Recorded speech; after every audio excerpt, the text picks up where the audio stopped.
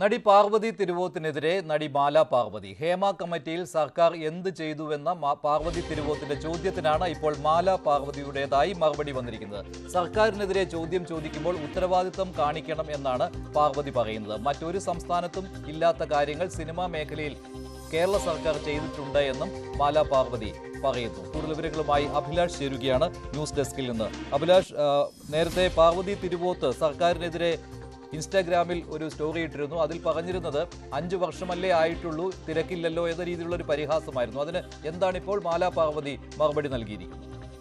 Manjush, Hema committee റിപ്പോർട്ടിന് പിന്നാലെ ആ report വെച്ചിട്ട് കേരള പോലീസ് നിരവധി കേസുകൾ എടുത്തിരുന്നു. എന്നാൽ ആ കേസുകളെല്ലാം പിൻവലിക്കുന്നു എന്നുള്ള തരത്തിൽ വാർത്ത വന്നതിന് ശേഷം മലയാള സിനിമയിൽ വീണ്ടും തർക്കങ്ങൾ രൂപപ്പെട്ടിരിക്കുകയാണ്. നേരത്തെ പാർവതി തിരുവോത്ത് സർക്കാരിനെതിരെ ഒരുപാട് ചോദ്യങ്ങൾ ചോദിച്ച് രംഗത്തെത്തിയിരുന്നു. ഇൻസ്റ്റാഗ്രാം സ്റ്റോറിയിലൂടെ കഴിഞ്ഞ 5.5 വർഷമല്ലേ ആയിട്ടുള്ളൂ ഹേമ കമ്മിറ്റി റിപ്പോർട്ട് പ്രസിദ്ധീകരിച്ചിട്ട്, എന്നിട്ടും എന്തുകൊണ്ട് ഒരു നടപടി ഉണ്ടായില്ല എന്നുള്ള തരത്തിലൊക്കെ നടി പാർവതി തിരുവോത്ത് ചോദിച്ചിരുന്നു. എന്നാൽ അതിന് പിന്നാലെ പാർവതി തിരുവോത്തിനെതിരെ നടി മാല പാർവതി ഇപ്പോൾ രംഗത്തെത്തിയിരിക്കുകയാണ്.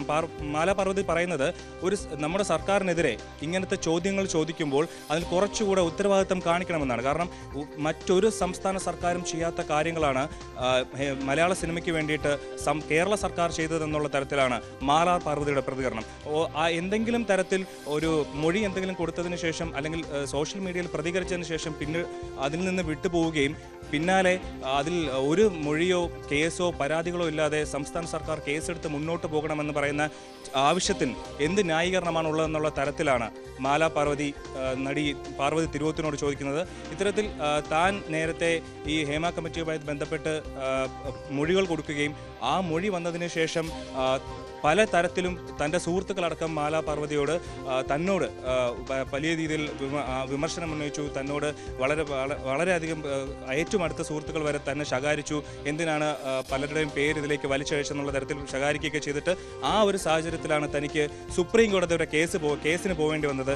ആ ആർജവം പോലും കാണിക്കാത്ത ആൾക്കാർ ഇപ്പോൾ 5.5 വർഷം പിന്നിട്ടു, കേസുകൾ അവസാനിപ്പിച്ചു എന്ന് പറഞ്ഞിട്ട് മറ്റൊന്നും ചെയ്യാതെ സർക്കാരിനെ